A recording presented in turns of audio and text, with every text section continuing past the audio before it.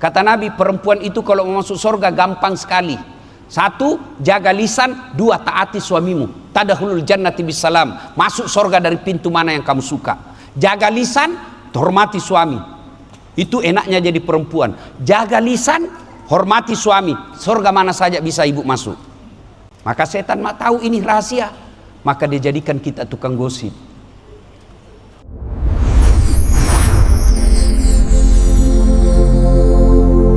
Sebagai rasa syukur kita bisa bekerja di tempat yang kita inginkan. Alhamdulillah. Bapak ibu saudara-saudara sekalian. Yang kedua, ada doa yang selalu kita sampaikan bagi orang Islam. Mulai dari kecil sampai saat ini. Kalau dia muslim pasti dia tahu ini doa. Biar baru bangun suruh dia hafal. Doa itu kita kenal dengan doa sapu jagat. Rabbana atina fid dunya hasanah wa fil akhirati hasanah wa qina adzabannar. Inti dari doa ini dua yang kita minta. Ya Allah, berikanlah saya keselamatan di dunia, kebahagiaan di dunia, dan kebahagiaan di akhirat. Ini aja dua. Kalau ini dikabulkan aman Pak. Cuma kadangkala kita tidak khusyuk berdoa karena kita tidak tahu apa makna dari doa itu. Itulah sebabnya agama kita tidak mengajarkan doa pakai bahasa Arab.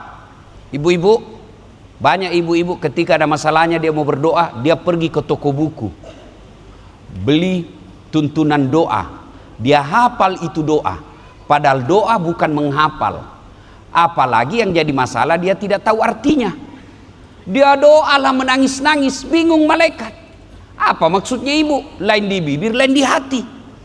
Dia berdoa, ya Allah mudah-mudahan suamiku terjaga dalam dinasnya, murah rezekinya. Tapi apa doa dia baca? Doa minta hujan. Kenapa? Karena dia tidak tahu arti dari doa itu. Maka berdoa mesti kita paham apa yang kita minta. Mari kita jelaskan apa sih makna dari kebahagiaan di dunia. Menurut para ulama, kebahagiaan di dunia dalam ayat ini 1, punya pasangan yang baik, punya istri yang soleha, punya suami yang soleh. Bisa dibayangkan bagaimana kacaunya pekerjaan kita kalau istri kita tukang teror. Komandan, saya bisa hebat begini bukan karena saya jago, tapi karena istri saya memberikan ketenangan jiwa. Mana bisa saya ceramah kalau istri saya teror saya? Begitu lagi 10 menit saya ceramah, dia telepon, pulang kau. Tunggu dulu sayang, pulang kau. Belum ceramah, pulang. Kenapa? Kesetrum anakmu. Kita bisa hebat begini karena bantuan istri. Maka kebahagiaan di dunia itu kalau istri kita nurut. Bayangkan bagaimana susahnya hidup kita Pak, kalau istri kita kalah-kalah dari propos. Baru datang bukannya nanya sudah makan bang, apa dia tanya mana HP-mu? Baru datang kita HP diperiksa Pak. Dari mana kau? Kenapa saya telepon tadi jam 1 kau tidak angkat? Memang kamu dibodoh-bodohin kita di depannya Pak, ditunjuk-tunjukin kita, hilang harga diri kita sebagai prajurit. Iya, di kantor semua orang hormat sama kita, siap komandan. Siap komandan, sampai di rumah bagi-bagi sama istri Pak. Nah, maka kebahagiaan itu kalau kita punya istri yang baik. Ibu-ibu, kalau mau bahagia jadi istri yang soleha. Bagaimana istri yang soleha itu? Kata Nabi, menyenangkan hati ketika dipandang wajahnya. Masya Allah, ibu-ibu ini hari ini cantik semua saya lihat. Masya Allah. Tapi dia bilang prajurit nanti cantik Ustadz kalau mau pergi pengajian. Kalau mau tidur Ustadz dah, tidak sikat gigi dia tidur Ustadz. Pakai daster tinggi sebelah Ustadz. Kelihatan tali BH. Kata suaminya, dek, baikin itu tali BH-mu, kelihatan semua tetangga. Apa kata istrinya? Jangan lihat BH-nya, yang penting rasanya bung. Maka istri yang baik berpenampilan cantik dan menarik di depan suami. Sebentar malam mulai amalkan. Yang penting jangan juga keterlaluan. Pakai yang sewajarnya saja. Tidak ada parfum asli Ustadz, palsu pun jadi. Ya. Nah ibu-ibu, yang pertama istri yang soleha itu, ibu-ibu mau ndak gampang masuk surga? Mau? Dengar kata Nabi, barang siapa seorang wanita meninggal dunia, lalu istrinya berduka terus mengenang kebaikannya, itu ciri-ciri wanita penghuni surga. Saya kemarin 2 hari yang lalu Bu ceramah di apartemen Casablanca. Ada pekerja migran dari luar negeri, dia kerja di Amerika belasan tahun. Sakit istrinya, dia pulang rawat di sini. Sudah meninggal istrinya, begitu dia cerita menangis terus. Padahal dia ini petualang, menangis dia cerita kematian istrinya. Dalam hati saya, inilah contoh wanita yang dirindukan surga. Meninggal suaminya, istrinya, menangis suaminya mengenang kebaikannya. Jadi kalau besok-besok ibu meninggal, suaminya berduka terus, kenapa istriku meninggal ini ya Allah, baik betul. Meskipun dia cerewet, saya senang ya Allah. Itu ciri-ciri wanita penghuni surga. Kalau sebaliknya, begitu meninggal, suami masuk kamar berteriak, merdeka! Itu ciri-ciri. Satu, menyenangkan hati ketika dipandang wajahnya. 2, membuat suami tenang di rumah. Kalau ada suami selalu berkata, rindu mau pulang, ingin selalu berada di rumah, itu ciri-ciri istri wanita soleha. Kalau sebaliknya, istrinya membuat tidak bisa tenang di rumah suaminya, gagal kita menjadi istri yang soleha. Cerewet kerjanya, ngomel aja kerjanya. Ada uang, tidak ada uang, ngomel aja kerjanya. Cepat pulang, terlambat pulang, ngomel aja kerjanya.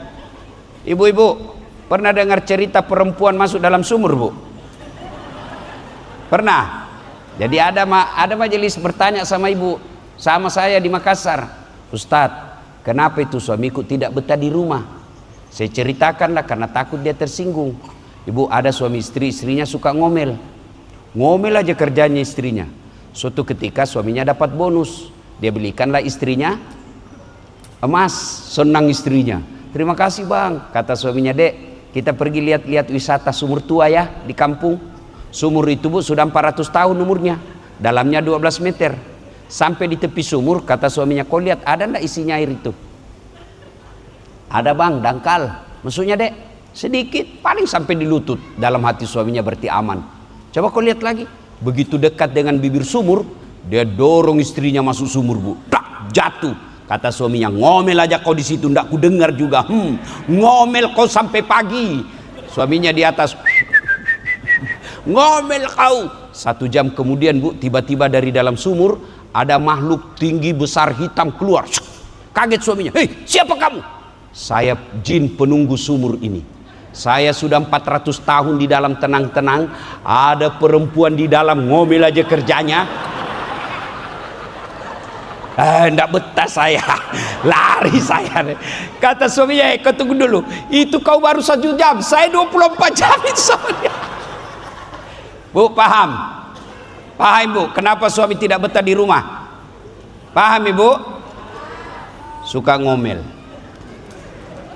Jadi mulai besok jangan suka ngomel Ibu. Tidak ada orang yang tenang hatinya kalau suka ngomel. Ya, Ibu? Bu, istri yang soleha pergi suaminya cari nafkah, bantu suami cari nafkah. Bagaimana cara bantu cari nafkah? Tidak usah Ibu dagang-dagang. Ibu, saya mau tanya, siapa yang ngatur rezekinya di dunia Bu? Siapa yang ngatur rezeki di dunia Bu? Allah. Percaya enggak? Percaya. Mana buktinya? Mereka yang sama pangkat jabatannya mestinya sama hartanya. Mereka yang sama pangkat dan jabatannya, tahun angkatannya, mestinya sama semua rezekinya. Tapi buktinya ada yang kaya, ada yang biasa, bahkan ada yang banyak utangnya. Itu berarti Allah yang ngatur rezeki kita. Nah ibu kalau yakin Allah yang ngatur rezeki, maka ibu bantu suami. Caranya apa? Ibu curhat kepada Allah. Gimana caranya Ustadz? Ibu sholat duha. Suami pergi cari nafkah, ibu sholat duha di belakang. Bagaimana caranya sholat duha Ustadz? Sama sholat sunnah yang lain, cuma beda niat. Kalau tahajud, niatnya tahajud, waktunya malam hari, syaratnya harus sudah tidur. Kalau duha, pagi hari, waktunya jam 7 sampai menjelang duhur. Berapa rakaat? 8 rakaat. Boleh 2, boleh 4, bagus. 6 spesial, 8 istimewa. Boleh dua? Boleh. Saya tidak tahu bacaannya. Sama bacaan sholat sunnah yang lain. Apa niatnya? Ini yang selalu ditanyakan ibu-ibu. Apa niatnya? Niat itu tidak harus bahasa Arab, ibu. Boleh bahasa Jawa. Boleh bahasa Bugis. Boleh juga bahasa isyarat.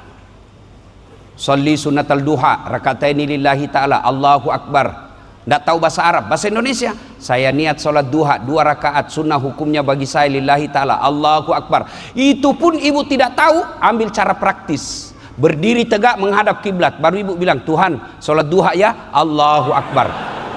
Yang ketawa bu, serius saya ini. Boleh bu. 2 rakaat berikutnya ulang lagi, Tuhan masih seperti yang tadi, Allahu Akbar. Boleh. Daripada ibu menunggu hafal bacaan niatnya tidak hafal-hafal, tidak sholatlah ibu. Usolli tidak harus diucapkan. Nah sudah, Tuhan sholat duha ya, Allahu Akbar. Sudah itu 2 rakaat ulang lagi, Tuhan masih seperti yang tadi, Allahu Akbar. Boleh, boleh. Selesai 2 rakaat ibu doa, ya Allah, Engkau yang ngatur rezekinya suamiku, Engkau yang mengatur pangkat jabatan suamiku. Jika memang sudah saatnya jabatan itu, ya Allah, mudahkan. Ya Allah, jika masih di atas langit rezekinya suamiku, turunkan. Jika masih dalam tanah, munculkan. Jika masih jauh, dekatkan. Jika masih sedikit, cukupkan. Yang paling penting, ya Allah, berkahkan. Sudah itu ibu WhatsApp suami, Bang, jangan galau dalam pekerjaan. Baru saja kudoakan kau salat duhaku, semoga Allah mudahkan rezekimu. Salam sayang selalu dari istrimu di rumah. Bapak-bapak pernah dapat WhatsApp begitu?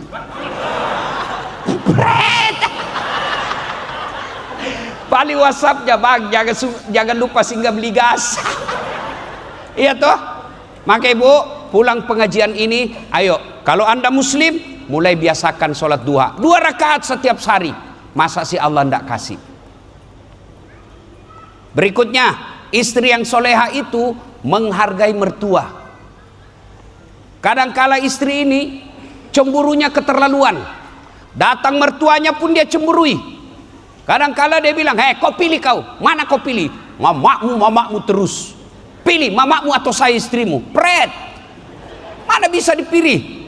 Ini pilihan beleng-beleng. Hei bu, ada biasa datang mertuanya baru datang. Kapan datang mak? Baru sayang. Kapan pulang? Astagfirullah. Bu,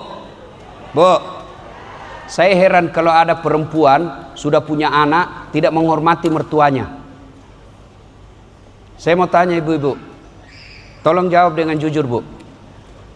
Masih ingat waktu mengandung? Masih? Enak enggak? Menderita kan? 9 bulan, jalan aja susah ibu. Mau duduk pakai standar samping. Ibu waktu hamil berapa bulan ibu? 9 bulan. Pernah tengkurap? Bayangkan kalau ibu hamil tengkurap, Allahu Akbar. Gaya susah. Gayanya cuma satu tuh kalau hamil, gaya pasrah. Iya toh ibu? 2. Masih ingat waktu melahirkan? Ada enggak ibu-ibu melahirkan senyum? Mentang-mentang istri letkol, keluar kok nak? Enggak, setengah mati. Iya toh? Kalau dia melahirkan pilihan hanya 2. Kalau enggak setengah mati, mati sekalian. Dan berapa banyak perempuan meninggal melahirkan anaknya. Yang ketiga, menyusui. Masih ingat waktu menyusui bu?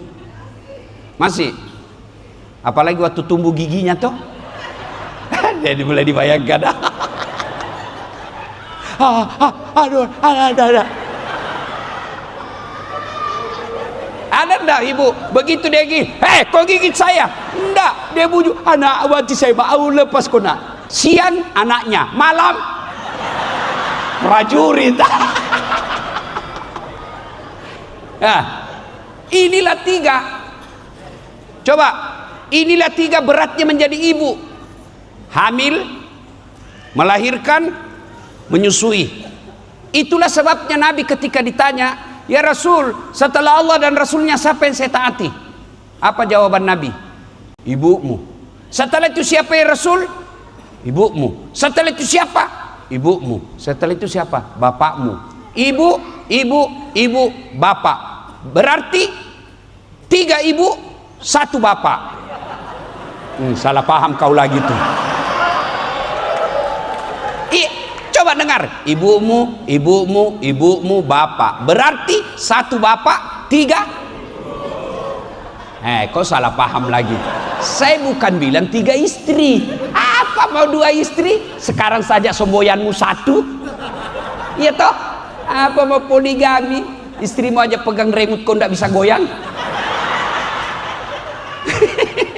Maka ibu bapak, saudara-saudara sekalian, 3 ini yang selalu ibu pikir.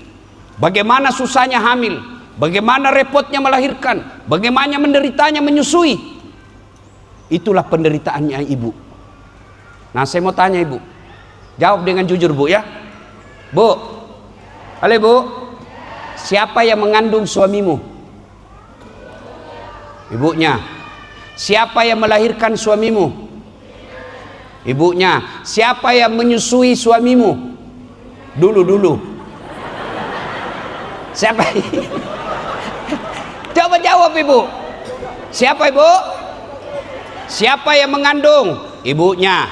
Siapa yang melahirkan? Ibunya. Siapa yang menyusui? Ibunya. Tolong jawab dengan keras. Siapa yang terima gajinya suamimu? Kau toh? Nggak dikasihnya itu ibunya. Maka tidak mungkin rumah tanggamu bahagia kalau ibu orang yang melahirkannya tidak kau hormati. Kalau datang mertuamu, sujud syukur. Alhamdulillah, untung ada ini ibu datang. Saya tidak perlu lagi pulang kampung untuk berbuat baik. Gara-gara inilah ibu punya anak, sehingga saya punya suami angkatan udara Kopasgat.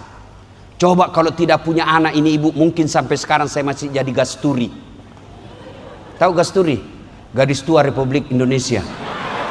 Untung. Tapi suaminya kecil Ustadz. Biar suami kecil gajinya, tapi kalau halal jauh lebih baik daripada banyak tidak berkah. Maka pertama, kalau mau bahagia rumah tangga, punya istri yang soleha. Itu syaratnya. Ibu tahu enggak itu istrinya Nabi? Ibu tahu berapa istri Nabi? Berapa istri Nabi bu? Enggak mau jawab itu padahal dia tahu. 13.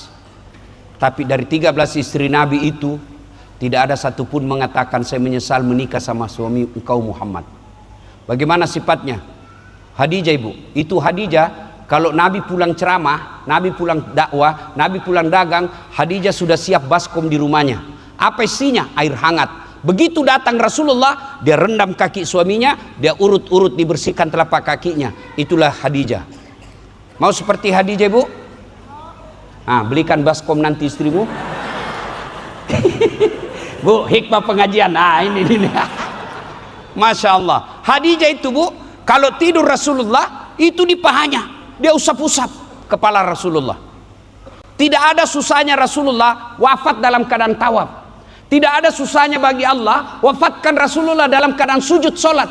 Tidak ada susahnya bagi Allah wafatkan Rasulullah lagi dakwah. Tapi di mana Rasul dakwah? Apalagi tawaf? Tidak. Apalagi solat? Tidak. Apalagi ngaji? Tidak. Di pangkuan istrinya.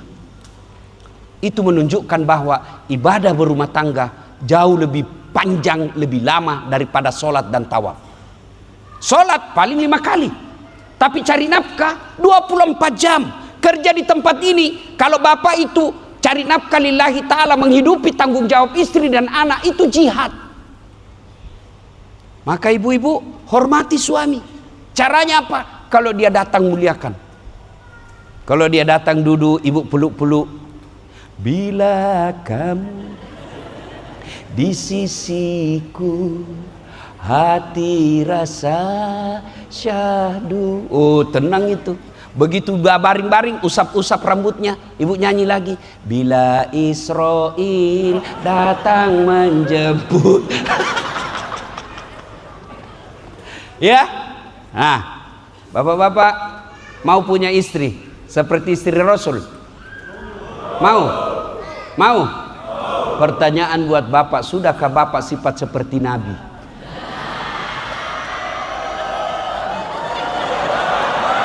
Oh, gembira betul. Tenang ibu, saya bela kau hari ini bu. Prajurit, kau tengok itu istrimu. Lihat itu, kasihan. Ya, dia tinggalkan anak, dia tinggalkan ibu bapaknya, dia tinggalkan tanah kelahirannya. Bahkan ada yang kadangkala sakit ibunya, dia tidak datang besuk ibunya. Kenapa? Karena menghormati suaminya yang lagi dinas. Coba lihat, kasihan itu. Jilbabnya aja barangkali sudah berkali-kali dipakai. Kamu bilang tidak punya hasil. Bayangkan kalau mereka minta digaji, Pak. Gaji sebagai tentara tidak cukup untuk membiayainya.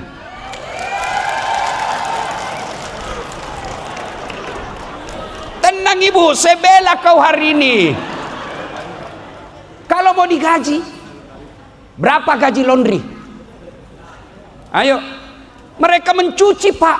Semenjak menikah, cuci. Ayo. Berapa gaji biaya babysitter?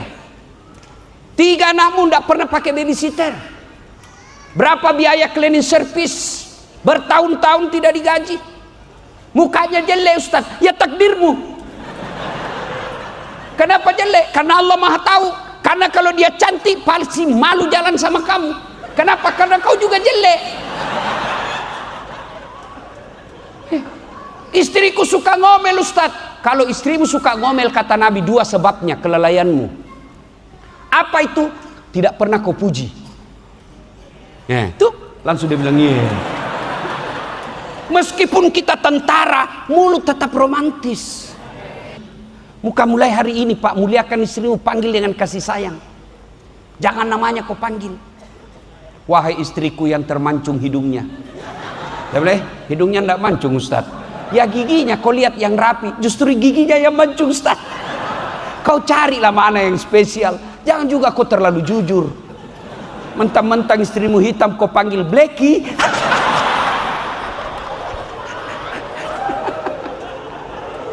Ya, Masya Allah. Apa sebab? Satu, kata Nabi, perempuan kalau suka ngomel pasti suaminya jarang memuji. Dan dalam Islam, Pak, bapak boleh bohong untuk memuji istri. Boleh bohong, bahkan bohongnya berpahala.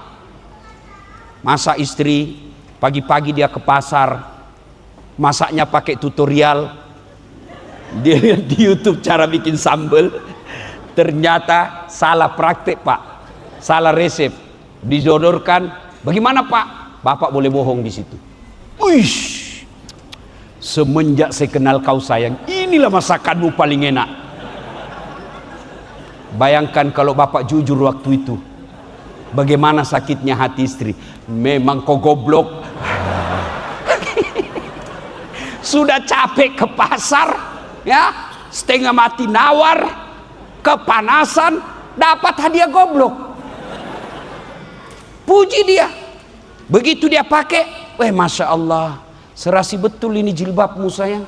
Rasanya kau waktu pertama kali menengokmu, Masya Allah, kau makin cantik. Dan hebatnya itu perempuan, biar dibohongi, dia tetap senang. Makin muda kau. Meskipun dia tahu kita bohongi. Kau bohong bang, tapi tidak apa-apa deh. Itu, maka sayangnya kita punya mulut tidak romantis. Pekerjaan boleh keras, fisik boleh kuat, mulut tetap romantis. Saya kalau marah istri saya, enggak ku makan hati saya, enggak. Kalau dia mulai marah, ku peluk dia baik-baik. Baru saya menyanyi. Insaflah wahai manusia bila dia mulai senyum. Masih marah, saya buka baju saya, pas saya joget di depannya. Kucu kute. Berhenti marah, Pak. Itu resepnya. Kalau perempuan marah, pasti karena jarang dipuji. Yang kedua, jarang dikasih hadiah. Ya toh Ibu? Maka bapak-bapak pulang tugas 1 minggu, 1 bulan, pulang bawakan hadiah.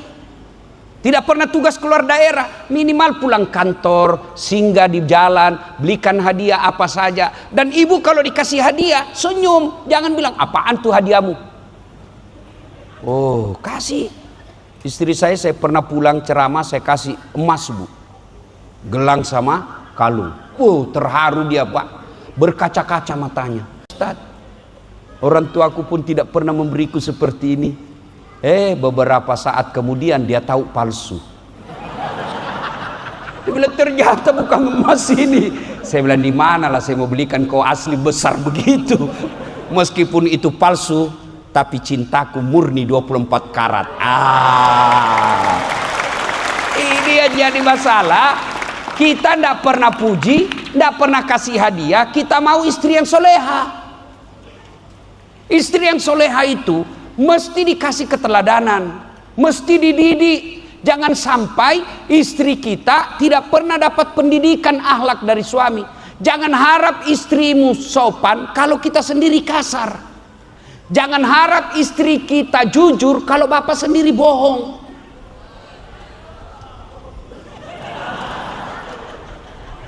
Ya tuh bu.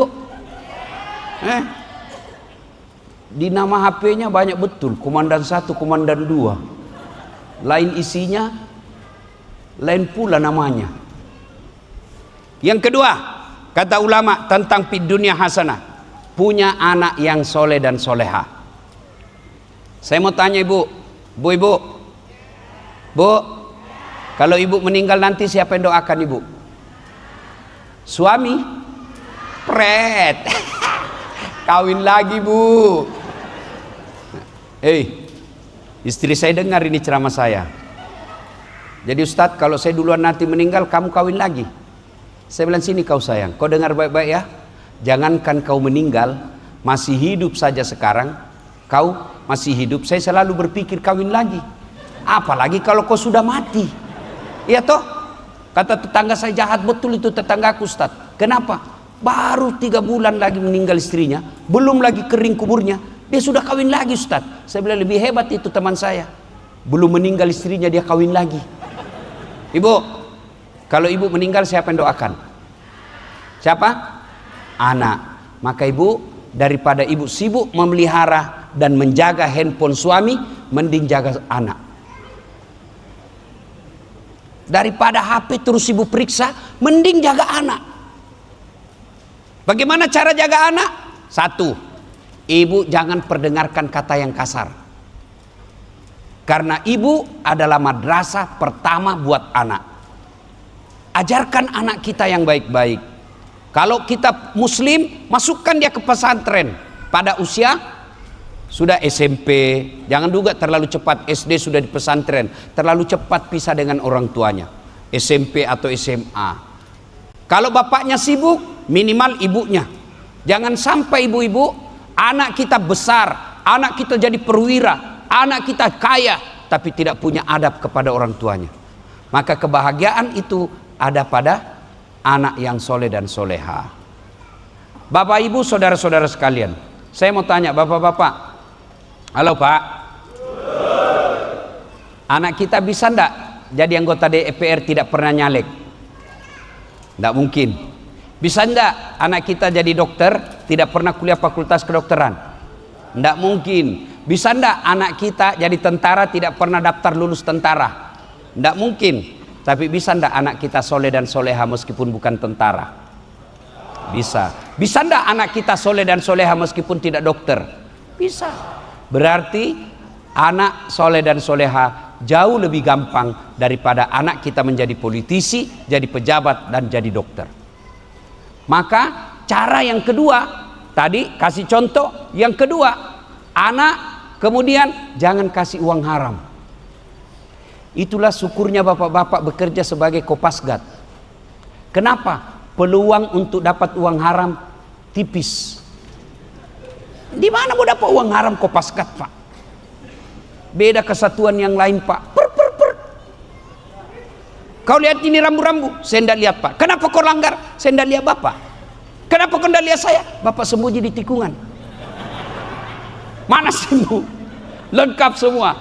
Saya tilang kau. Kenapa bapak tilang saya? Kau pembohong. Maksudnya apa pak? Itu motormu Honda, jaketmu Yamaha.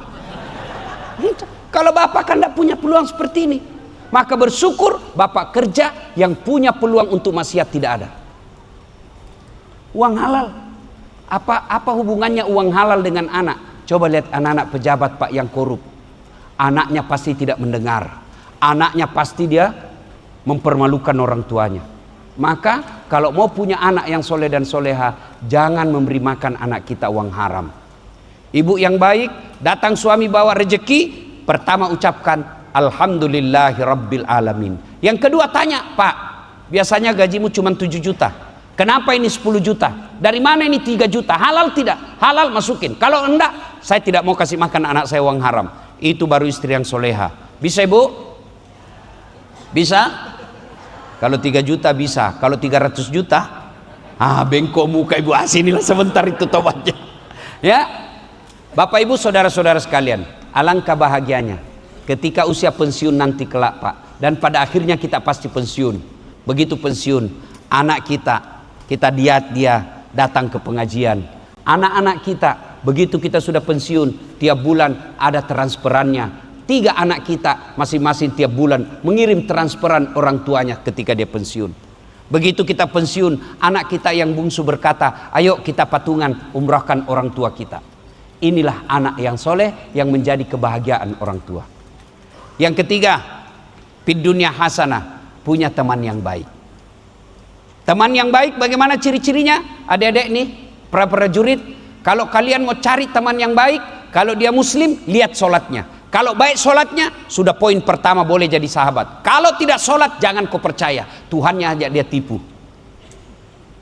Kalau ada orang baik ceritanya dia muslim tidak sholat, jangan percaya. Pasti itu pencitraan. Kalau ada dia merasa muslim tapi tidak pernah sholat, kau cuma sholat lihatnya cuma hari Jumat, itu pun paling terlambat datang, paling cepat pulang. Orang khotbah dia tidur, jangan kau percaya. Tuhannya aja dia tipu. Pilih sahabat, pertama ukurannya lihat sholatnya. Yang kedua, kalau sahabat itu mengajakmu kepada kebaikan, genggam tangannya. Dan teman yang baik itu pasti mengajak kepada kebaikan. Contoh di tempat ini, Pak Kolonel bersahabat dengan Wahyu Kandacong. Karena orang baik dua-duanya, datanglah Ustadz Dasat. Saya tidak kenal Pak Kolonel, tapi saya kenal temannya Wahyu Kandacong. Baru kemarin ditelepon, boleh? Kalau siap datang. Itu kenapa? Karena teman yang baik. Coba kalau teman yang tidak baik, bawaannya baik tidak baik juga.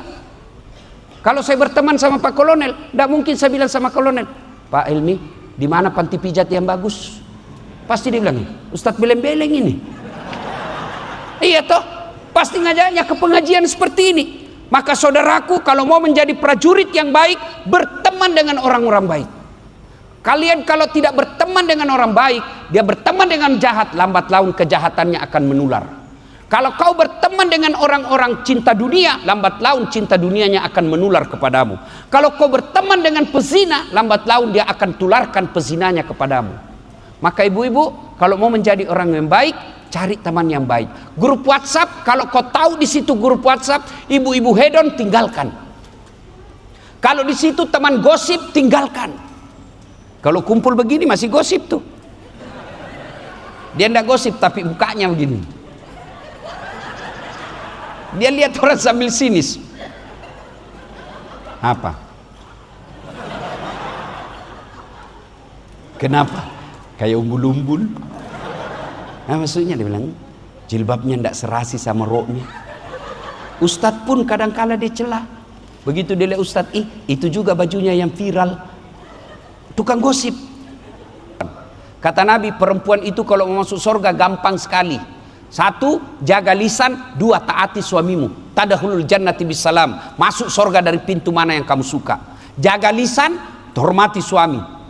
Itu enaknya jadi perempuan. Jaga lisan, hormati suami. Surga mana saja bisa ibu masuk.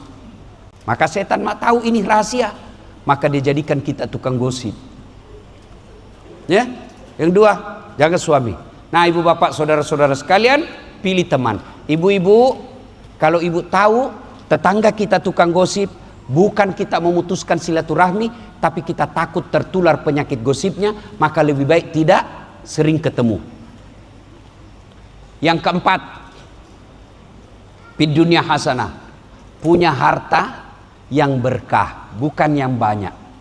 Punya harta yang berkah. Saya tahu gaji kita TNI sedikit, tapi alhamdulillah kita bisa berbagi dengan anak yatim.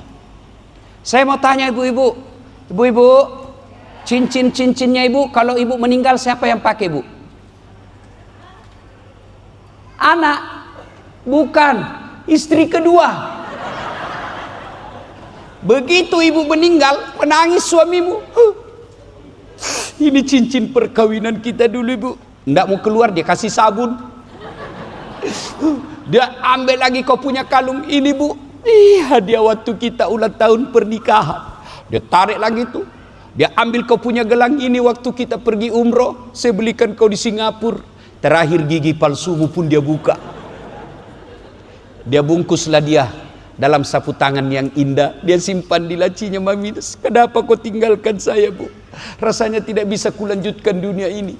3 bulan kemudian ketemu janda. Aduh, dia ambil kembali itu cincin gelang, dia bungkus baik-baik, dia datang bawa ke janda. Dek, sudah mati nih yang punya, ambil saja. Dia meninggal, dia bilang kau mati. Nah, Bu, daripada diambil istri kedua, mending bawa ke anak yatim. Itu yang disebut pandai menyikapi harta. Ustadz, manalah kita mau bersedekah ini, Ustadz? Gaji suami kita berapa? Kalau tidak bisa bersedekah banyak, Bu, sedekahlah dengan seadanya, tapi itu halal. Ibu sedekah 100.000 jauh lebih mulia daripada 10 juta, tapi uang haram. Wali kota nyumbang 100 juta, bisa jadi ibu 100.000 jauh lebih mulia. Kenapa? Wali kota 100 juta uang kontraktor. Maka sedekah. Hari Jumat besok coba diamalkan. Saya lihat di masjid ini ada 3 masjid. Titip kepada suami, Bang, tolong beli ya, nasi bungkus di jalan. Ini tabungan saya, 5 bungkus, kirim. Mudah-mudahan ustadz, khatib, azan, muadzin, pembersih makan. 5 orang makan itu, Bu. Jadi darah dagingnya. Selama darah dagingnya itu beribadah, ibu dapat pahala. Maka sedekah. Itu namanya harta yang berkah, bukan yang banyak, tapi yang bermanfaat. Ibu-ibu, mau terhindar suamimu dari wanita jahat, tolak bala dengan sedekah. Bapak-bapak mau dapat jabatan, jangan cari muka sama komandan, setengah mati. Biar komandan suka sama bapak, kalau istrinya tidak suka, tidak jalan urusanmu. Apalagi kalau istrinya sudah bilang, saya tidak mau lihat itu anak buahmu, pokoknya hancurlah kau. Maka lebih baik minta kepada Allah. Caranya apa? Bapak sholat hajat, bangun sholat tahajud, sholat hajat, pagi-pagi sholat duha. Lalu bapak punya uang, meskipun 100.000, ya Allah, 100.000 ini berat buat saya, tapi saya sedekahkan untuk anak yatim. Mudah-mudahan 100.000 itu engkau kabulkan segera doaku, saya bisa naik pangkat. Kalau Allah yang kabulkan doamu, tidak ada satupun kekuatan manusia bisa halangi. Maka minta daripada kita setengah mati cari muka. Siapa? Ibu, siapa? Mending kita sedekah. Ya, kalau tidak bisa sedekah dengan duit, sedekah dengan akhlak. Tutur kata yang baik, jangan ganggu orang. Bapak ibu saudara-saudara sekalian, inilah 4 yang disebut fid dunya hasanah. Punya pasangan yang bagus, anak yang soleh dan soleha, harta yang berkah, dan insya Allah setelah itu punya, coba diulang Pak, saya mau lihat ini, apa yang saya sampaikan masih tertinggal enggak? 1, istri yang atau suami, pasangan yang baik, anak yang soleh, soleha. 3, punya teman yang baik, mengajak kepada kebaikan. 4, punya harta yang berkah. Kalau ini sudah kita miliki Pak, itulah makna daripada fid dunya hasanah. Bagaimana pula yang disebut wa fil akhirati hasanah? Insya Allah lain kali kita akan lanjutkan. Fid dunya hasanah ini selalu kita minta-minta. Penting berdoa harus tahu maknanya. Jadi kalau Bapak minta doa sapu jagat fid dunya hasanah, itulah 4 tadi.